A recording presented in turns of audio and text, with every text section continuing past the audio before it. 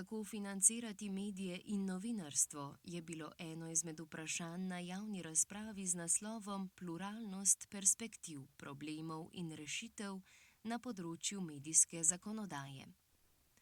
Dogodek je organiziral Center za raziskovanje družbenega komuniciranja na Fakulteti za družbene vede v Ljubljani. Ministrstvo za kulturo smo zaprosili, da nam podajo vse odzive vseh organizacij, ki so se odzvali v času javne razprave. Mi smo vse te organizacije kontaktirali in smo z njimi naredili krajši intervju o tem, kaj je zakon o medijih za vas pomemben, kaj bi spremenili, kaj vam je všeč, kako bi mogla se medijska krajina spreminjati v prihodnje. Med organizacijami, ki so se odzvale na predlog zakona, so med drugim Uštro, Časoris, Društvo novinarjev Slovenije, Radio Sora, Radio Študent, Sindikat novinarjev Slovenije in Siol.net.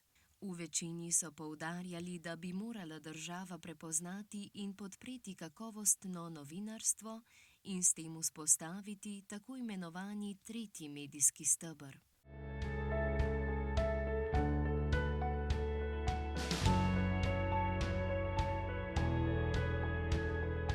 Tretji medijski steber je poleg javnih in komercialnih medijev pomemben steber medijske krajine, ki zagotavlja večji pluralizem, večjo vključenost različnih marginaliziranih skupin, ki so drugače v komercialnih in javnih medijih spregledane. Največja težava, ki jo mi imamo s tem, da ta steber ni formalno priznan niti prejšnji, niti v novem predlogu medijske zakonodaje, je to, da ne obstaja nobena formalna podlaga, ki bi pri razpisnih mehanizmih zagotavljala, da smo nevladne organizacije, študentski mediji isto obravnavane kot medijska podjetja. Pa smo predvsem poudarjali, da bi morala država zagotoviti znotraj zakonskega besedila natančno določene pogoje, ki bi bili ukrojeni po potrebah posameznih tipov medijev. Mi zelo težko tekmujemo za enotno malho sredstev z velikimi komercialnimi mediji. Pričakujemo od države, da bo prepoznala poseben pomen in poseben položaj nas, potem časorisa, ki skrbi za medijsko pismenost otrok, ali pa recimo, ne vem, Radia Študent, ki spet nagovarja specifično publiko. So nek pavšalen pristop države se nam zdi neprimeren, ker to v resnici ni podpora, ampak je nekaj, kar vržeš na mizo in čakaš, kaj bo kdo pograbil.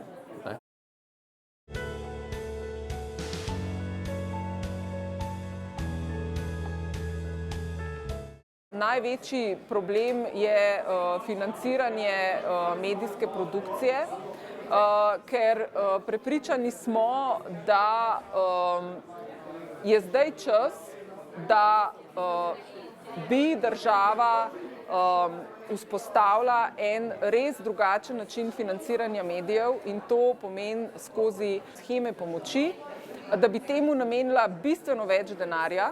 Zdaj je v tem medijskem razpisu 4 milijone. Mi na Društvu novinarjev smo predlagali, da bi bile te sheme težke 15 milijonov.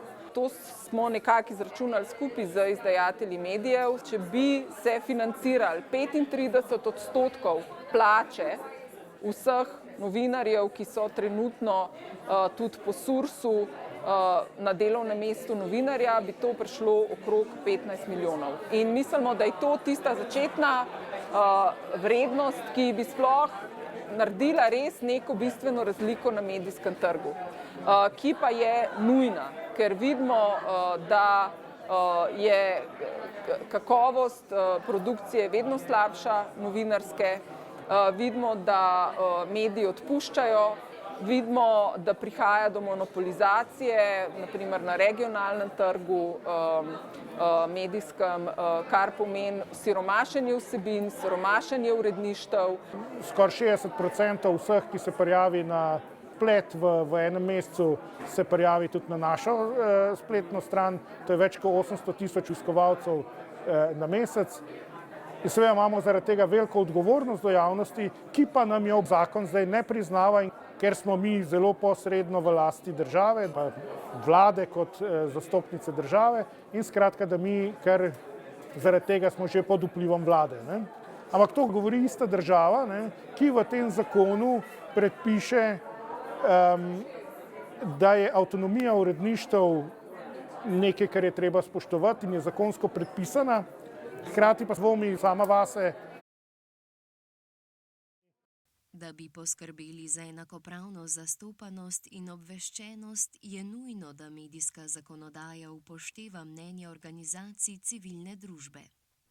Predstavnica Nacionalnega sveta invalidskih organizacij je ob tem opozorila, da so pravice invalidov večinoma zagotovljene le na načelni ravni. V praksi pa je drugače, saj so številne medijske vsebine za cenzurne invalide nedostopne. Meni, da si državna sredstva zaslužijo le tisti ponudniki medijskih vsebin, ki poskrbijo tudi za njihovo dostopnost. Če država daje javna sredstva za to, da spodbuja delovanje nekega ponudnika medijskih vsebin, bi moral biti to eden od pogojev, torej zagotavljanje medijskih vsebin v dostopnih oblikah. Če že ne v celoti, vse v nekem nujnem deležu, čeprav vemo, da sicer predpisi ne govorijo o neki delni dostopnosti, pa delni diskriminaciji, ampak je diskriminacija prepovedana v celoti. Da bi dostopnost morala biti eden od pogojev za prejem financiranja, so mnenja tudi na Zvezi društev gluhih in naglušnih Slovenije. Menijo, da predlog zakona ne sledi evropski direktivi, ki posebej izpostavlja invalide kot končne uporabnike ter poudarja njihove pravice.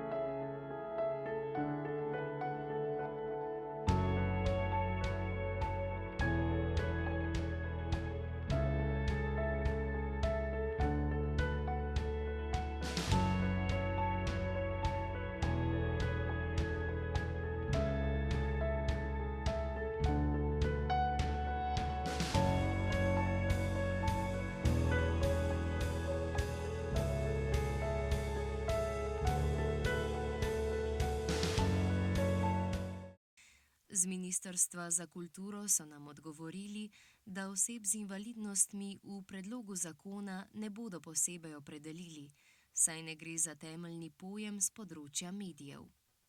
Z izrazom osebe z invalidnostmi je namreč zaobjet širši krog oseb s posebnimi potrebami.